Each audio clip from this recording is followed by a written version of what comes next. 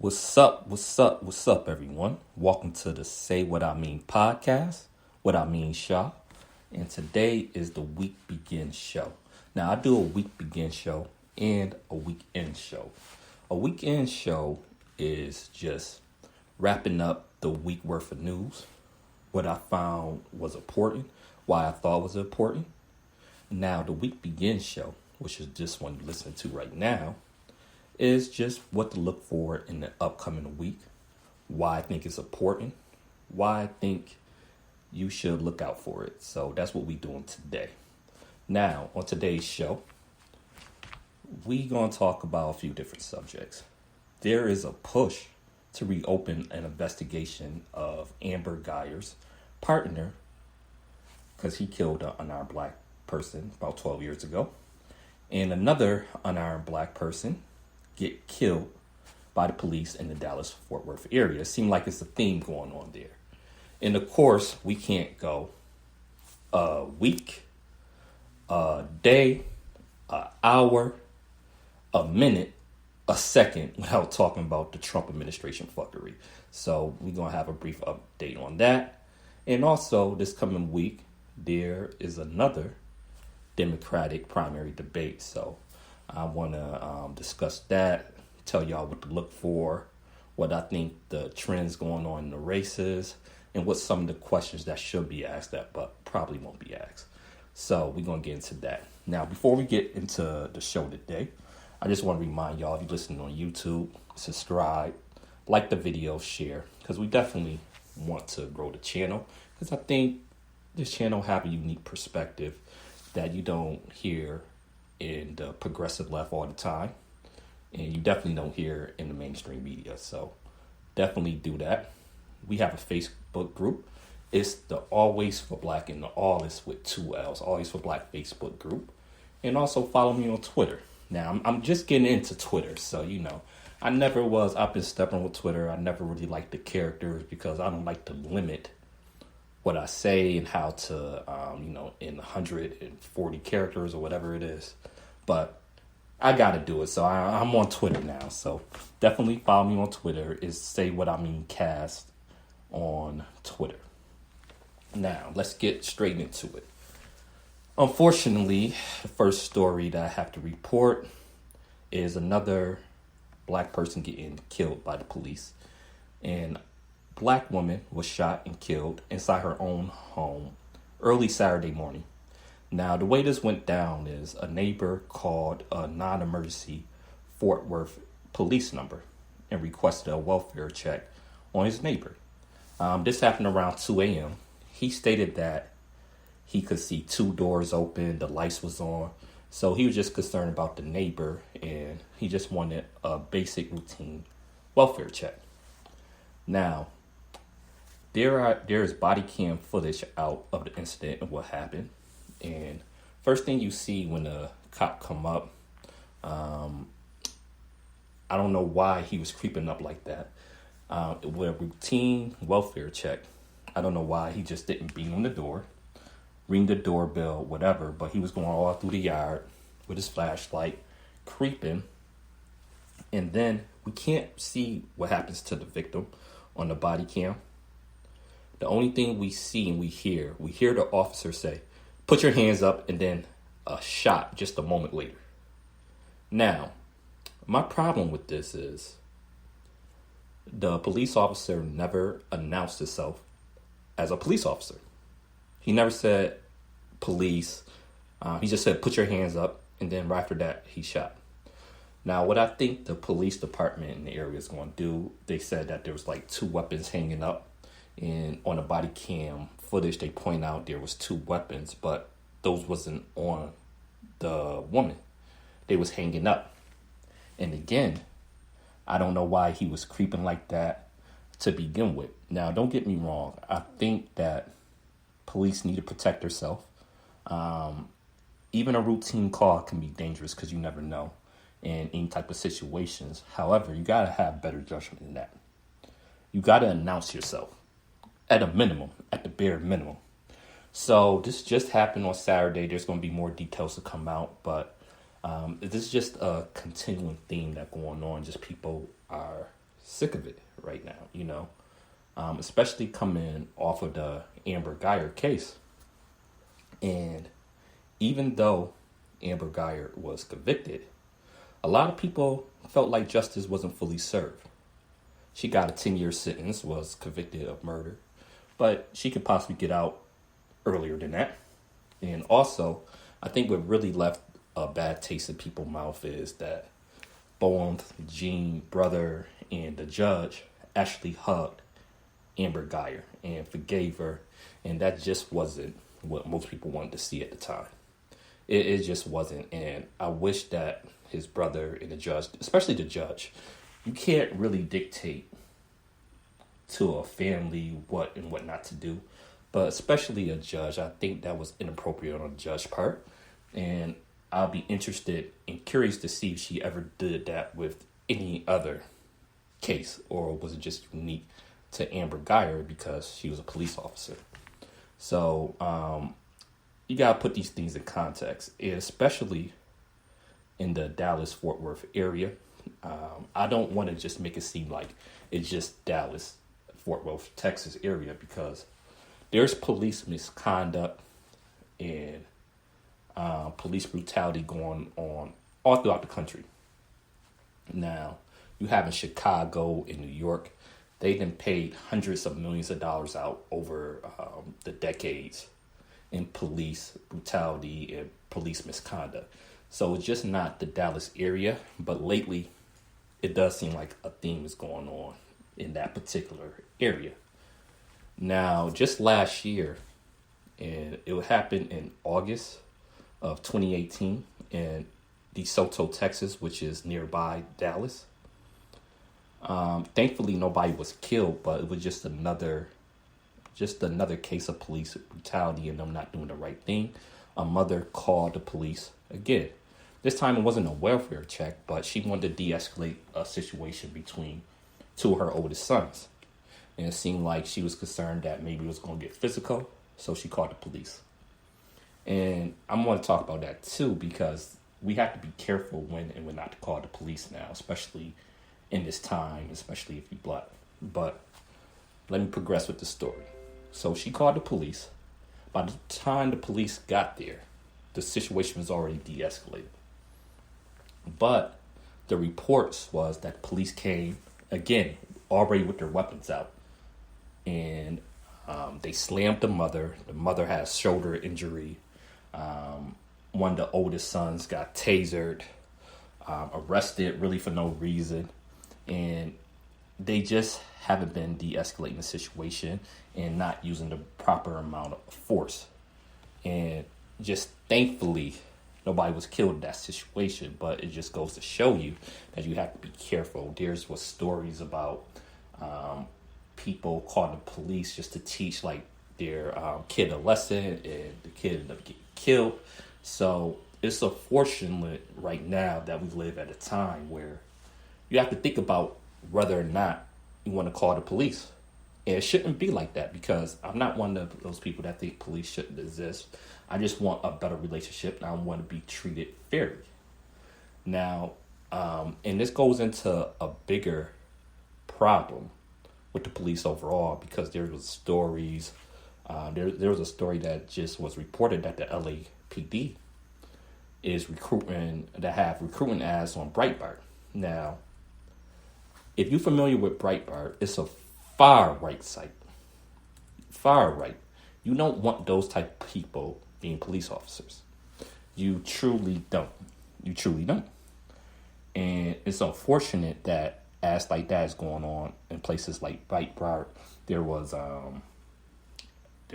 in 2006, under the Bush administration, there was reports that white supremacists were infiltrating law enforcement. And I think you're seeing that manifest right now. Not saying it was great before, because, there always been police corruption, but there been a strategy by a lot of white supremacists to get put inside the police force. And I think that we have to really strategize on what we're going to do about that, how we going to get fair and equal treatment. And I think I'm going to do a show later this week about this, about what true criminal justice, not just criminal justice, but true police reform can look like on the local, state, and federal level. Because a lot of people think that police reform is just a local and state issue, but there's a lot of things the federal government can do as well. I want to talk about that later. Now, another story about the police in the Dallas-Fort Worth area is activists in that area is pushing to reopen an investigation on an unarmed black man that was killed named Brandon Washington. Washington was murdered by Martin Rivera, and he was the former partner of Amber Guyger. Now, he killed Brandon Washington 12 years ago. Brandon, he was accused of stealing candy from a store. So, again, nobody defending stealing candy, but it's not a serious crime. You know, it's not a crime that should lead to somebody being murdered. It's really not. According to the police reports at the time, Rivera killed Washington because he wouldn't take his hands out of his pockets, and he felt he was a threat. And again, it goes back to use of force. There needs to be a national use of force module. Like when I was in the Air Force, I did security forces. We had a use of force module, and it basically told us, okay, what type of force to use when this happened and when that happened. And so it needs to be a national standard with that. It needs to be consequences if you violate that use of force. So I definitely want a national policy when it comes to that. Now, again, some people say that should be a state and local thing, but I say the federal government should pass that law, even if you have to take it to court, even if you get sued, try to do that. I would let state and local governments take it to court. I would claim the supremacy clause. For those of you who don't know what the supremacy clause is, it basically states that federal law take precedence over state law. So that's one of the things I want to talk about later on this week. So it's just an unfortunate situation what happened with that. And through those texts with, Rivera and Guyger, you kind of see some of Rivera attitudes when it comes to black people. And that's why the LA Police Department recruiting a Breitbart is so important. Because, you want people with a certain mentality to be police officers. You don't want people that have racial bias to be police officers. And we're getting way too much of that. Now, on top of the laws, because I'm really going to break down policy and laws on the show later this week about police reform. Also, some people may disagree with me, and, I'm interested in debate. And I'm welcoming people that disagree with me. You don't always have to agree with me. I'm not saying I'm an expert in every subject, so I love these type of debates. But I definitely think we need to push to change the system from the outside and inside. I know there's a lot of people that don't think that you can change the system from the inside. But my point is this: if you have people with racial bias getting recruited into police force, we need people with our type of attitudes that are more progressive in the police force as well. And I know people disagree with that, but I definitely think we have to push to get inside the system as well. We can't always just make changes from the outside. I think you need a combination of both. I want to be able to call, or my neighbors be able to call the police if they feel like they got violated, if they feel like something dangerous has happened. But what's happening now is because of all these stories in black neighborhoods, a lot of people are hesitant to call the police because of this. This is why we need police reform. This is why we need officers that have a different mindset. We need officers that are not scared of the people they're supposed to be protecting.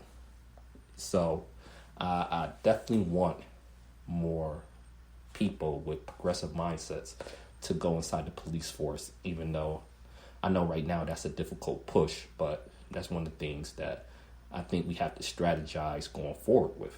Because if the white supremacists is doing it, we definitely need to counteract that, with laws and with people with the right mindset going into these type of careers. And now that I'm going to leave it there with that. And again, check out the show later this week, in the middle of the week, about police reform. Because I'm going to start doing 3 shows a week at least. One would be the week begin. One the weekend, as I talked about earlier. And midweek, I want a topic show about a specific policy issues. This week is going to be police reform. So stay tuned with that. Now, again, like I said earlier in the show, you can't go a month, a week, a day, a fucking second without talking about Trump administration fuckery. So this upcoming week, we're going to have to look out for, of course, the impeachment inquiry and what happened in Syria with the Kurds and Turkey invading northern Syria, which is a really big deal.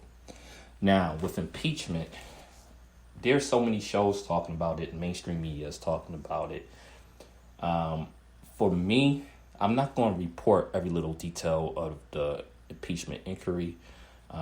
Trump then broke so many laws since he's been president, not just with this Ukraine thing and Hunter Biden, but just with the emoluments clause, his family taking advantage of Trump being president, having foreign dignitaries and diplomats staying at his hotels, just profiting off of being president. There's been so much of that that's just illegal. There's no reason why Trump shouldn't be impeached, but we all know it's going to be a difficult process. There's no guarantee all the Democrats in the House even go vote for it, but I think right now I would lean towards him getting impeached in the House. It's going to be a tough task to impeach him in the Senate because you need 67 votes to do that in the Senate. But you never know now because Trump is starting to lose a lot of people, especially going into the next event when I'm talking about when he invaded, not him, but when Turkey invaded northern Syria because of the deal that he struck with Turkey. Now, again, I think people was mad about this because, again, the U.S. went back on their word. I tend to mostly be on the side of getting out of the Middle East and getting out of most of these foreign countries. That's the side I'm on. However, you can't do it like Trump is doing it. And he's not even pulling the troops out of Syria. He just relocated them. You're not pulling the troops out. You're relocating them. But you're taking them out of a particular area where you know Turkey's going to invade and slaughter one of your main allies that helped you defeat ISIS. Now, the Kurds was one of the main cause of pushing back ISIS, and now you abandoned them. And it just goes to a thing. If you are a foreign country, I don't know why you would trust the U.S. with anything, basically.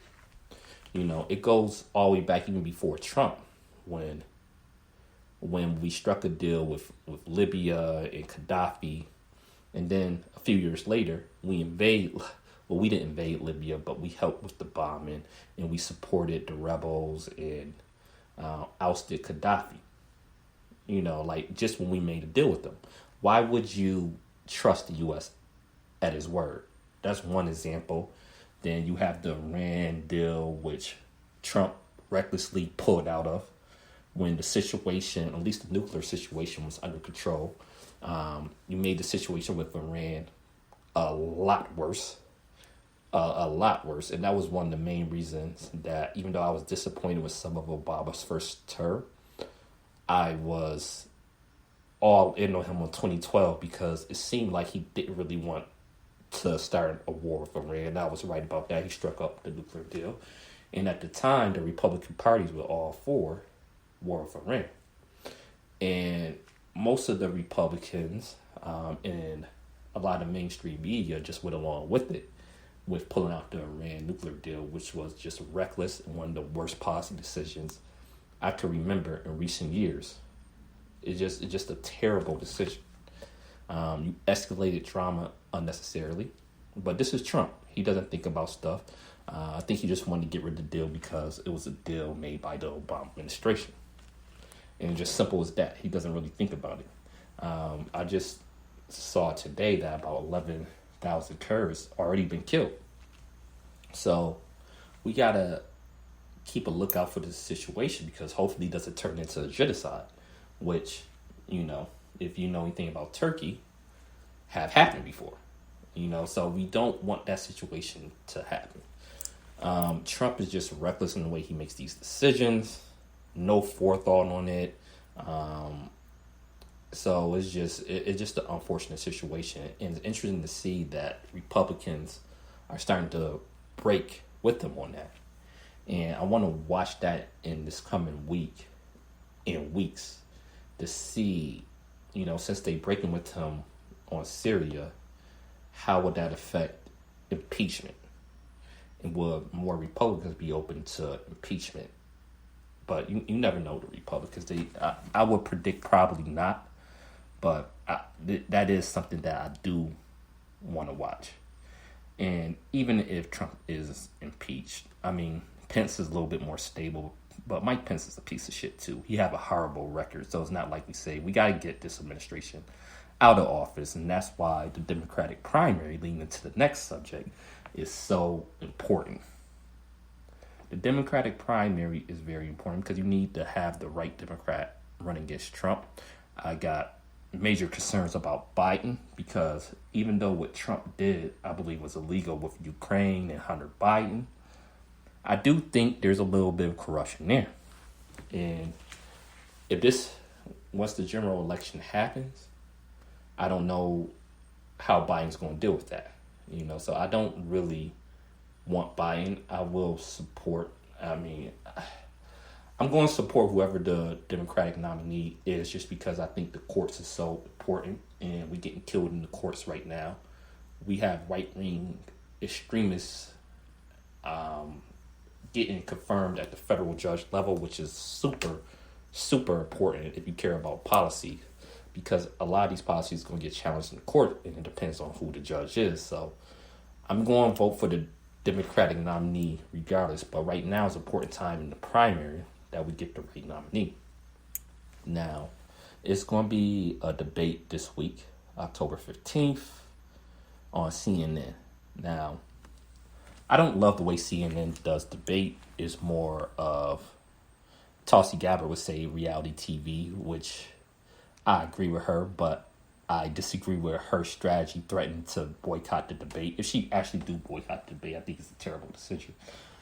I don't know if she just put that out there to try to gain more attention for the upcoming debate and more attention for herself.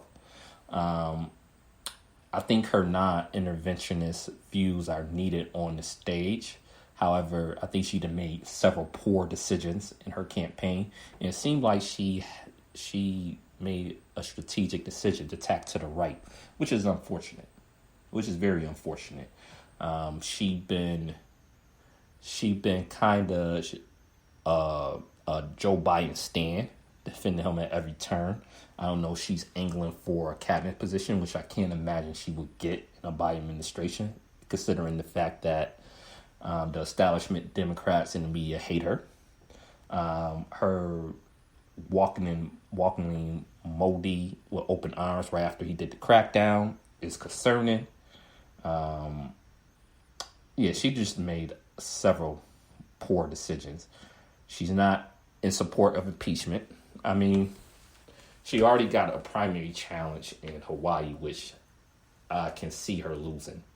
So I don't know where she go from here. I don't know if she's angling for like a Fox News gig after she ended her campaign. But I wouldn't be surprised if that's coming up, because I don't know where she goes from here. I think she then effectively turned off establishment Democrats and she then turned off a lot of people on the left with some of her decisions. But with that said, I do think I'll go back to my original point that her non-interventionist stance is needed in this race. So That's probably the most you would hear about Tulsi Gabbard in most shows. But besides, like, some of the people online that's like in love with Tulsi Gabbard. But that's what I think about that. So I do want to see if Tulsi shows up to debate, and I think she will. I think she just did that to gain attention. I want to see how Biden reacts to the questions about Hunter. Will CNN ask direct questions about the corruption, about Hunter being on that the Ukraine energy board? What's Joe Biden reactions going to be? Will all the other Democrats support him, or one of the candidates bring up corruption, how it is kind of corrupt, even though Trump did the wrong thing with it? That's going to be interesting to see. And also, Joe Biden haven't had a good debate yet. All his debates performances been terrible. His last debate was his best one, and it was still shitty. So he lost his front runner status. I guess technically you could still say he's the front runner, but it's between him and Elizabeth Warren now. Elizabeth Warren is beating him out in several polls, and that takes me to her. How's she going to handle more aggressive questions? Because I predict a lot of candidates is going to be taking shots at her. I predict the moderators is going to try to pin her down. So I wonder how she's going to react to that. I even think Bernie, because I seen an interview with Bernie Sanders today, I think on ABC, and he was a little bit more pointed with the distinctions between him and Warren, more than he'd been all campaign. And I know his supporters been dying to have him go after Warren, which I think really not going to help Bernie at all. But I want to see that dynamic and see how that plays out. And I think Elizabeth Warren is going to get pointed questions about this teacher controversy, which I don't think is a big deal. And I think most people don't care about whether she got fired or not because she was pregnant. I don't care about that shit at all. But I know some people I know the media probably going to pin her and not the moderator. So we'll see. We'll see how she reacts to that. And like I said, we're going to see how she's going to react when other candidates challenge her. Because one of the things I notice with her, especially when it comes to healthcare, is that she won't say that taxes will get raised for Medicare for all. And I understand the point overall, because I'm a supporter of Medicare for all. Overall, the average price for the average family will be less. Taxes will go up, but you won't have to pay premiums. You won't have the out-of-pocket cost of deductibles and things of that nature. So overall, the cost will be down, although taxes will go up.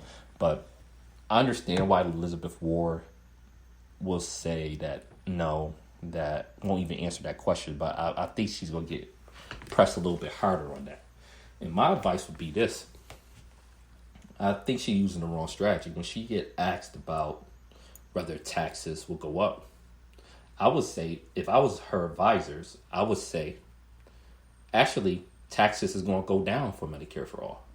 Because the Supreme Court decision, when they upheld Obamacare, one of the reasons why it was upheld is they said it was a tax. And healthcare is a private tax. So your private tax will go away. So your overall tax will go down. That's the way I would spin it if I was on her team. So I think that would be a better answer than just not answering it at all. So we'll see about that. I think Bernie Sanders is going to get a lot of pointed questions about his health and why voters should trust he's healthy enough to continue the campaign. I know a lot of his supporters are going to be mad about that, but that is a big topic considering that he just had a heart attack. So, that's going to be interesting to see how energetic he is, how aggressive he is, how he responds to those questions, because he already kind of backtracked on something he said. He said that he was going to change the nature of his campaign, do less rallies. That he said he misspoke. I think the media did spin that in the wrong direction. I understood exactly what he was saying. He was already doing more rallies than most people, so he was just going to cut it back a little bit. And the media did spin that, and again, Bernie got to be better in how he answers questions. So we'll see how that happens. So, and that's basically what I'm looking for in the Democratic debate, what I think is going to happen. However, in my opinion, none of these debates really ask the questions that I want to ask. Some of the things that I'm interested in, like police reform. Once in a while, criminal justice will be brought up, but it's like they don't go in depth of what they mean with that. I would love to see a more thorough discussion on that, which I'm probably not going to get. I want pointed questions about police reform, criminal justice reform, education. There's hardly been any talk of education. The little bit of talk of education that we got have been whether or not to forgive student loan debt, which I agree with. I think all student loan debt should be forgiven. But other than that, there's been very little talk of education. There's been very little talk of how to economically jumpstart poor communities. There's been a little discussion on reparations, but not much, and been on a superficial level. That's why I kind of wish Marianne Williamson was on a debate stage, because I think she puts it in perspective out of the best out of all candidates. Beto sometimes brings it up, and I support H.R. 40, so hopefully he'll bring that up again and really have a thorough discussion about H.R. 40. And I would like to see Bernie Sanders, Elizabeth Warren, and Biden, the top three candidates, asked about their agenda for Black Americans. I definitely would. I think Bernie has struggled at times with answering the questions, even though some of his proposals are actually pretty good. But especially when it comes to reparations, I think his answers on reparations have been absolutely terrible. Probably the worst of any candidate when it comes to the way he frames reparations. It's just all wrong, in my opinion. But I would like to see Warren and Biden ask similar questions as well. And I know some of Bernie supporters would say, well, he had the same position of the rest of the candidates. I always say, well, as far as between him and Warren, and maybe like somebody like Castro, who's not a top candidate, but Bernie is the only one that came out explicitly against cash reparations. So understand H.R. 40 is not for cash reparations. It's to pass something that will form a committee or a commission to study the issue of reparations. And my point has always been, what if the committee say that it's some type of combination of monetary payments or just straight up monetary payments? Then if they come out with that and you don't support monetary payments, that means you don't fully support the bill. So later on, I want to do a bigger discussion on reparations too. There's so much stuff that need to be discussed in details. That's why I decided to start doing this show. That's all I have for this week. Stay tuned. Wednesday, like I said, I'm going to do a show about police reform, breaking that down. And I'm going to be doing several shows. I'm going to be doing a show about police reform, what that should look like, criminal justice reform, what that should look like, healthcare, some of the different ideas out there about healthcare, some of the different ideas about education, about debt forgiveness.